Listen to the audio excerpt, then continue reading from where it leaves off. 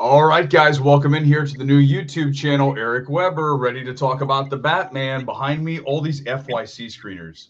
I've been collecting these over the years, and finally I found a use for them. They are wallpaper in the back of the YouTube studio, so I'm so excited to talk about this film today.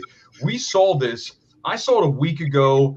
We're joined now by Scott Menzel, president of the Hollywood Critics Association. He saw this movie 2 weeks ago. So we've kind of been sitting on this, which is always difficult because when you see a movie, you kind of want to get out there and talk about it. Oh, It's fresh in your mind, right? And we had to hold these thoughts. But let me start with my first impressions, then Scott, I'll let you go. For me, this is the most artistically stunning comic book movie ever made. I think that this is cinema. And when I say cinema, we have so many definitions of that, but we're talking about elevated art in film. And what Matt Reeves did with this film in spots, certainly in spots, you are pinging that meter. You know, when you're doing a mic test, it's like bing, bing, bing. When you hit the top multiple times, the Batmobile scene, certainly the first time that we see Batman take on the bad guys. There's multiple scenes in the club scene. There's all these scenes that really just ping the top. And I think that when you hit that, for me, when I'm reviewing a film, when you do that repeatedly, you're going to talk about a very high score for me. So, Scott, my score on this film, and we're going to go more in detail about, exactly where I am on it and certainly where you are. My score is extremely high for me. It is a 9.5 out of 10, which is really almost a perfect film to me. And the reason I say that it's not perfect is we're going to get into this. But for me, it delivered what I wanted out of this film, and it's going to bring Matt Reeves the attention that he deserves and has deserved for so long. Okay, so I agree with some of that. I disagree with other parts of it. Mm-hmm. Okay, so in terms of, the history of Batman, as we know, you had so many different versions, right? You had the 1966 version with Adam West that was very cartoony, looks like it was ripped right out of a comic book. Then you had, of course, Tim Burton's Batman, and then Batman Returns, which I think was part comic book, part like just batshit crazy stuff. And to me, those will always be my favorite two Batman movies. And then you have, of course, Kilmer's Batman, Joel Schumacher, and then we don't talk about Batman and Robin because we all know how that movie is. Yes. Then you had something remarkable happen with Christopher Nolan and his trilogy, the Dark Knight trilogy, which took Batman and grounded him a lot in reality. And those films were widely praised and people really loved them. And I would have to agree that that's a great trilogy. This one, I would say, is somewhat of a mixture of those movies, like the Nolan trilogy, and then a little bit of Joker mixed in and a little bit of David Fincher mixed in. Oh, it's absolutely Fincher. In when you watch this, for me, it's really Batman meets Seven, right? You're looking at a Batman version of Seven. It involves serial killer. There's no question about it. I think the controversy from this film, Scott, is going to arise from the fact that Warner Brothers has made a Batman film that is not for the family. Kids have no place in this film whatsoever. First of all, you got a 3-hour runtime, but way beyond that, this is dark stuff. Okay. We talked about how Nolan, what he did, certainly this is darker. In fact, how they managed to get away with a PG-13 rating, they are so close. Warner's rode that so close to the edge of that R rating that really just one more tiny little thing and the thing flips over to R. So I'm sure they worked with the MPA to say, we have to get this thing at PG-13. We cannot have a Batman at R. But this is not for families. That's where the controversy is going to come in, is people are going to go see this and they're going to go, what the hell did I take my family to? I don't have a problem with that, but you have to understand there's going to be a lot of people who do. Mm-hmm. Mm-hmm. So I mean, I'm going to add to that, and we can jump into more of the conversation. So you mentioned the runtime, right? Mm-hmm. And to me, that is the film's biggest shortcoming, is the fact that and listen, I'm going to say this, and I don't mean for this to come out the wrong way. I think Warner Brothers was backed into a corner because of all the backlash that they got with the Snyderverse, right? The Snyderverse. We've seen that. We've seen that version that went theatrically. We saw the version that was on HBO Max, and my God, they're so different. And the one on HBO Max is so much better. So when you come to this and you have a filmmaker and you want to give them freedom of expression and creative control, I think they learned the hard way that they have to do that with these kinds of movies because the fans are going to demand it. That being said, this movie would benefit greatly from at least 30 minutes chopped off. Oh, I mean, I can't argue with that, and I think that's why my score, when I say it's not a perfect film, it's not, because it is overlong. I don't think, though, that the length destroys the film. There are films that we've seen recently where that happens, where you get a law of diminishing returns. The longer the film goes, the more you really want to get out of that theater. And I look at something like House of Gucci. The back 45 minutes of that are just ass-numbing. And I think that this film does not do that because, again, of the skill set of Matt Reeves and cinematographer Greg Fraser. This film looks, like $1 zillion, right? It is bathed in an amber glow. It is just gorgeous. And I think the way his filmmaking, between obviously Reeves and Fraser, they worked together on Let Me In back in 2010. That was, I believe, Fraser's one of his first features. And you see the skill then, you see now coming off of Dune, you see this. When you're in the presence of elevated art, which you are here with the Batman, again, that's home for me. I can live in that world for 3 hours. For some people, it will be too long. For me, again, the length wasn't enough to, really bring the film down. But I do agree, there's a way to get this film to 230. And I think it plays even a little bit better. But again, it's not enough for me to say, no, this is not a recommendable film. It's not even close to that. But I do understand exactly what you're saying, because you do feel it. I mean, 3 hours is 3 hours at the end of the day. Yeah, and then at the the problem with it is that it's exposition, right? There's so much exposition in this movie, especially in the middle. You start off really strong. I think the movie, outside of the last 5 minutes, ends really strong, but that's middle. There's so much middle chunk that just feels like characters telling you what's going to happen.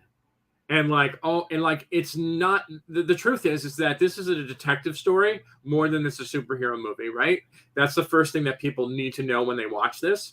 So don't go in expecting like a superhero movie, because there's very little superhero elements. Even the Batmobile doesn't even really look like a traditional Batmobile, right? It does not look like any of the ones that you've seen in the past, like even any kind of version of it. But that's what I liked this Batmobile. I think it's got that throwback aesthetics to it, right? So it really has this. For me, it looks like an old 70s Camaro. Obviously, hooped up. It looks, obviously it works. I mean, cinematically it works. When that scene pops, that is really strong stuff from Matt Reeves when we finally get to that. But to your point, there's not a whole lot of gadgets. There's the Batmobile, and there's not a lot of Bruce Wayne here, right? There's not. It is Pattinson as Batman. And let's talk about Pattinson as Batman. He is very good, and here's why he's good. Physically, he has the right presence. He's moody, he's brooding, he's exactly what this film needs. And I think that you have to be able to fill out the suit physically, right? And Pattinson, I ran into him at an A24 party a couple of years ago. I was surprised how tall he is. He's about 6'1". He's not a little guy. And I think you need that stature when you're going to put the suit on. Obviously, the suit gives him some girth. But I don't think there's a question in your mind when you see him as the Dark Knight that you say this was wrong. I think he emphatically works here. Do you agree with that? Yes and no. I mean, I think this is a solid first entry for him. I would love to see some more depth from him. He to me, he was very like almost too mellow. And I mean, at some points came across as almost, I don't know a better terminology for this, so I'm just going to use the word emo. Like he really emo in this movie. I see. And I'm not saying that was particularly a bad thing. I just wanted more. I feel like the character was very one note. pretty much throughout the movie. But I do see him kind of growing with this character and that character becoming more and more fully developed. It'll be interesting how we see Bruce Wayne, because we saw so little of him in this one, how it expands in the second and third one, because right now I'm going to tell you, spoiler alert, there's going to be a sequel. Oh, it sets up the sequel, and I think that is one of my issues with the film. Is at the end of the film, there's a point where I really wish Matt Reeves would have said, "That's it." But here's where I think Warner Brothers stepped in and said, "Hey, listen, we need to set up a sequel, so you're going to have to add these elements."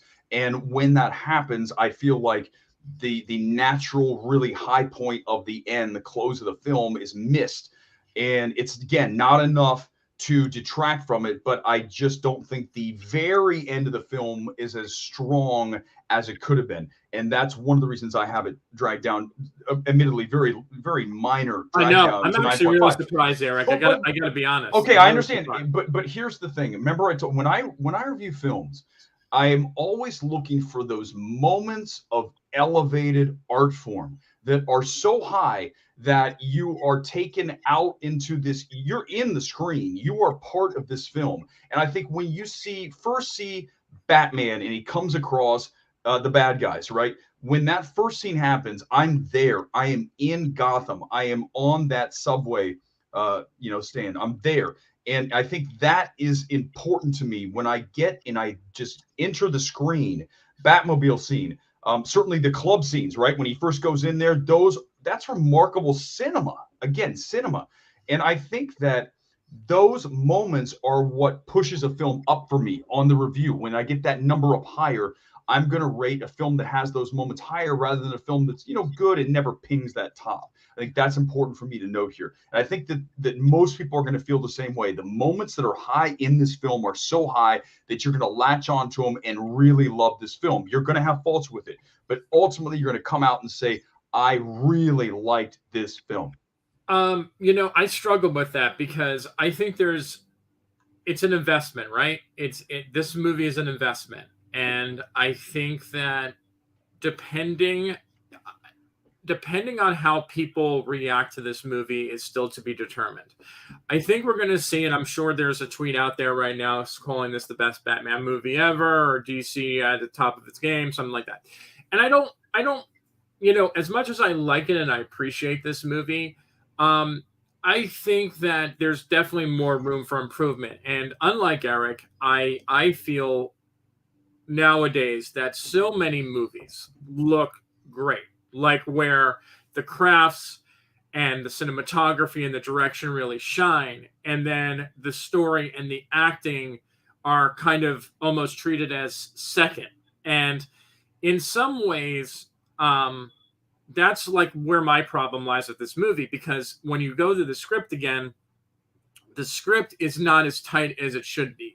The pieces are there. There's a good story being told. And I think it's fair to say that there is elements of this movie, and I know people are going to hate when I say this, that are very reminiscent of Joker. They're literally, I felt like there was literally about 20 minutes of this movie that felt just like Joker. You said that. You texted me because I saw it again a week after you, and you texted me say it has a lot of Joker elements.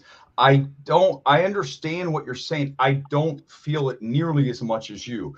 I definitely think that I will compare Joker and the Batman this way. Warner Brothers allowed Matt Reeves to pretty much make the movie that he wants in the same way they allowed Todd Phillips to make the Joker the way that he wanted to make it.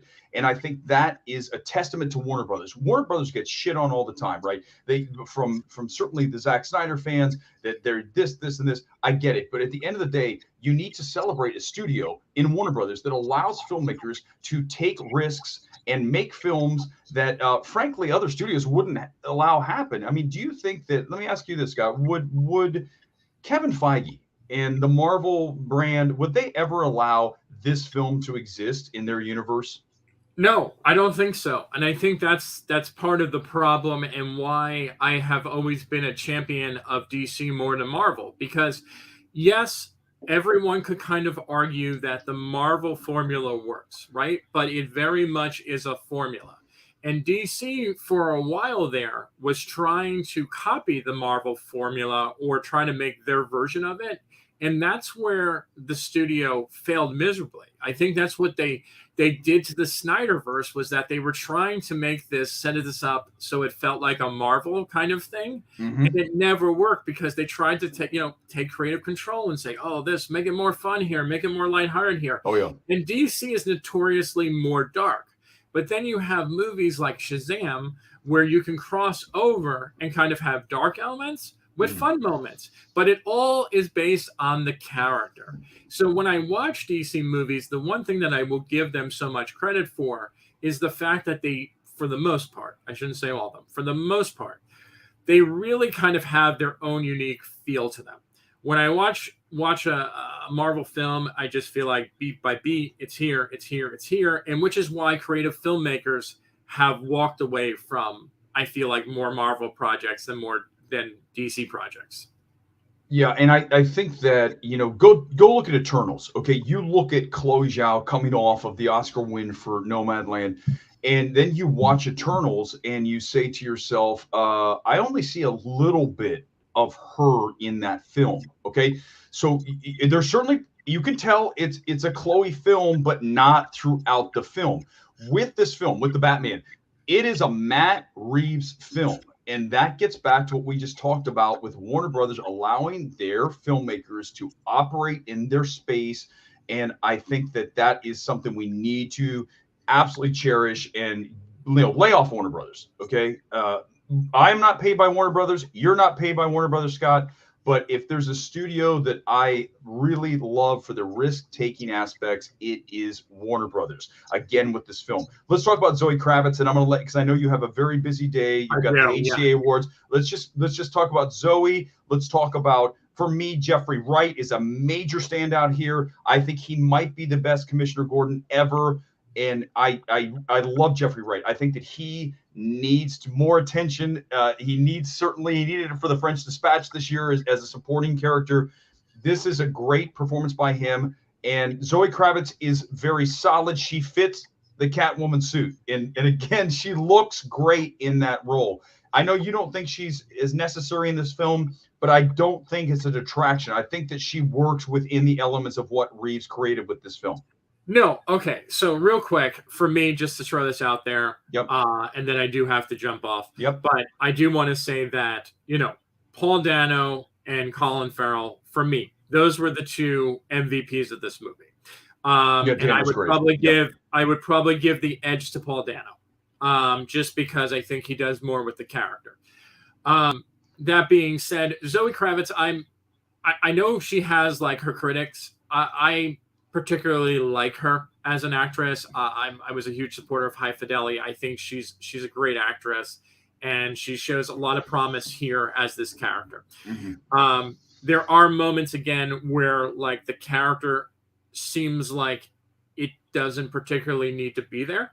I'm just gonna say that because like it was almost like she was written into the script, and that if you removed her, you could have gave her plot arcs to other characters and it would have worked just fine.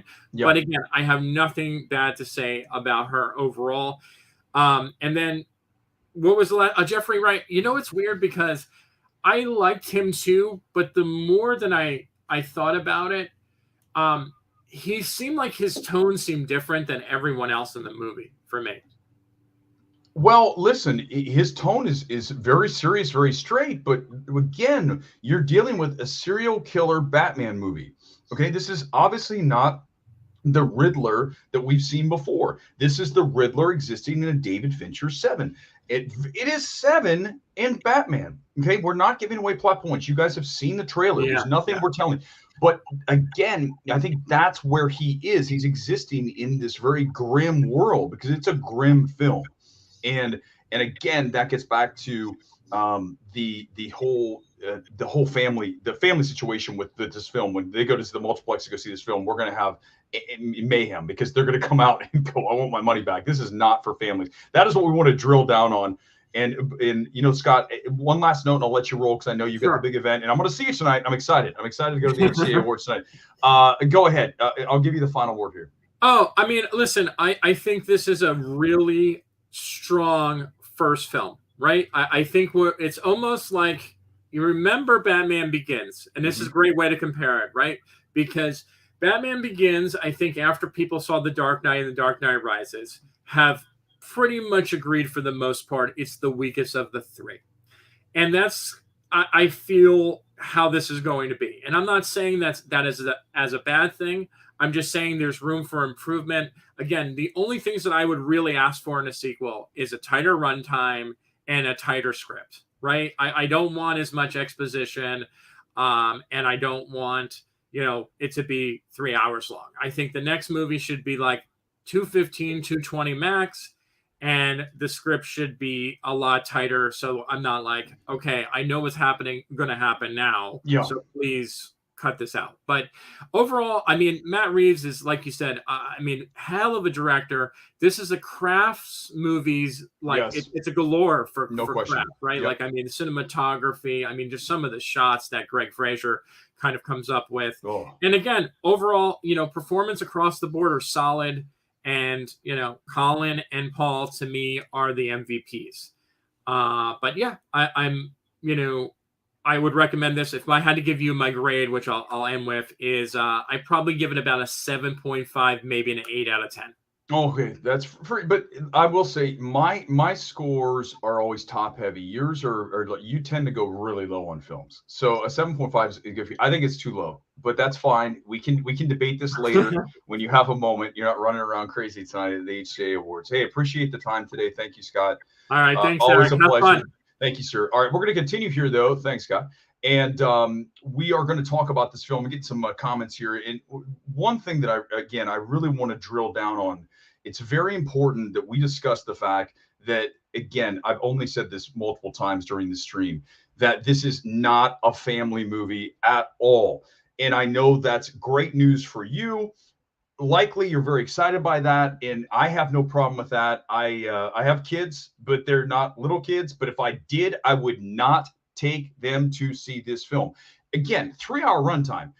When you take little kids to a theater, they do not want to sit through a 3 hour movie. So right off the bat, you're asking a lot.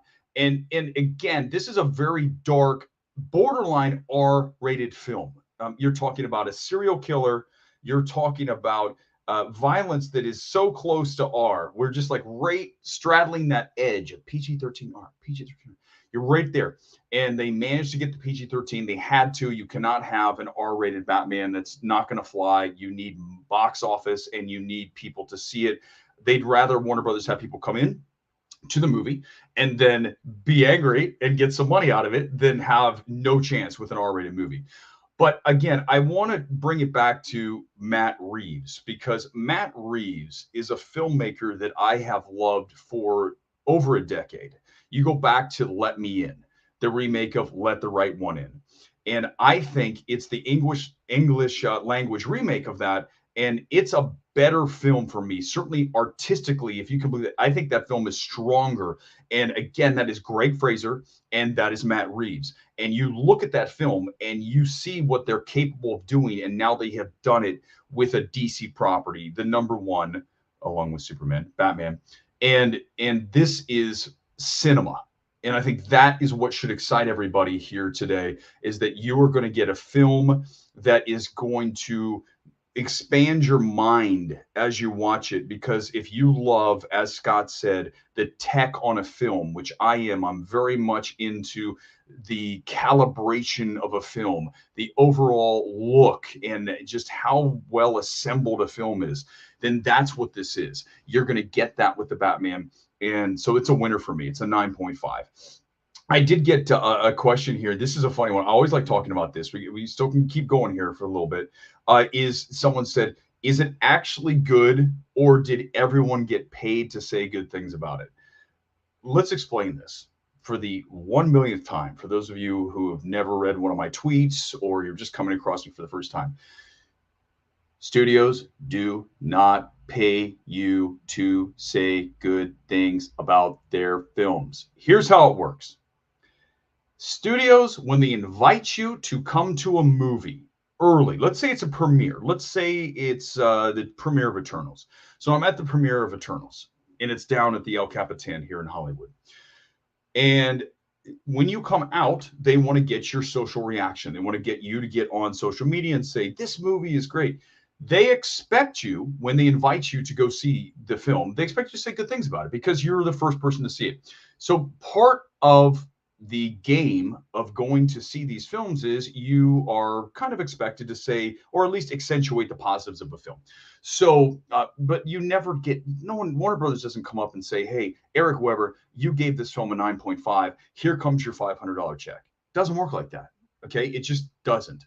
Now, if you come out and you hammer a film, I mean, I came out today and I said, Batman is a 3. It's horrible. I hated every element of this film. There's a good chance Warner Brothers is going to say, Eric, we're going to put you in the timeout room for a little bit because we didn't like how you handled that film. So we're going to maybe not give you access for the next few films that we have. You run that risk. But at this point, I've been doing this long enough. If you don't have your word, if you don't have the trust of the viewer, of the reader, if you don't have trust of the people that follow you, and you're just saying everything's great, then what's the point, right? Can you trust that person? Find a critic that you can trust. And in this case, I'm telling you now, when you go see the Batman, you are going to be fully involved in the screen, in what is happening here. And that is a testament to Matt Reeves, to Greg Fraser, cinematographer. I think that Michael Giacchino's score is very good. You've heard it throughout the trailers. I'm not sure it gets to that next level. We're talking about all-time scores, but we're saying it's a very, very strong score. I think all the elements are here. The length is a little long, but overall, you're talking about a very strong film. You're going to like it. Families are going to be in trouble, but as long as you don't have young kids, you're fine. Don't take them to see this thing if you have young kids. Do not do that. Okay, that is the final say on that. All right, that's gonna wrap here. I appreciate it. We went just a little under half an hour. We're gonna do more of these, by the way. I want to talk about box office on Mondays. We're gonna do one on Wednesday talking about what we think this film is gonna do. For me, I think this film is gonna be huge because obviously, it's gonna be huge. But the truth of it is that the reason that this film is going to do so well is not only is it the first solo Batman film in a decade, it's also the beneficiary of a bunch of crap at the multiplex for a number of weeks. Whenever you have a situation with nothing good at the movies for week after week after week, Uncharted did well, okay? But again, it's not an event film. The last event film we had was No Way Home, which is sitting at almost 800 million domestic. This film is going to open huge. Word of mouth will be good, but again, the controversy comes from families going, what the hell did I just take my kid to see? This is a Batman movie. It should be a popcorn movie. It should be fun. But this is not that. It's okay. For us, it's a win. For some other people, it might not be. Good film. Very, very good film. Not sure. It's not a masterpiece. Let's get that straight. Not a masterpiece, but there are parts that are. I wish it were just a little bit tighter. And I think there's a few elements that could have been compacted to make the film, again, just a little bit better calibrated in length, not in actual scenes. And, the overall vision of the film is just perfect. It's right in my wheelhouse. When I go see a film, I want to see what Matt Reeves does. All right, guys, that's going to wrap it for the stream. We'll see you back here on Wednesday for box office discussion about the Batman. I expect it to do well. Appreciate it, guys. I guess I say here, like and subscribe. I think that's what you do. Appreciate it. Have a great rest of your day. We'll talk again on Wednesday.